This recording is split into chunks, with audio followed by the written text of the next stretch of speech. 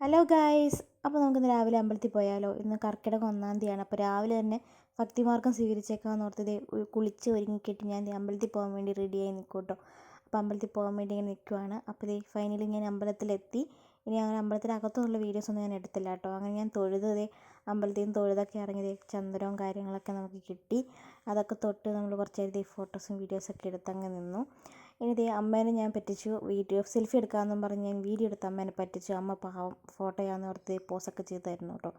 അങ്ങനെ വരുന്ന വഴിക്ക് അടിപൊളി ഒരു മഴ പെയ്തപ്പോൾ ഞങ്ങളത് ഒരു വെഷലിലൊക്കെ കയറി നിന്നു കേട്ടോ. നല്ല മഴയായിരുന്നു കേട്ടോ, നല്ല മഴയും കാറ്റും.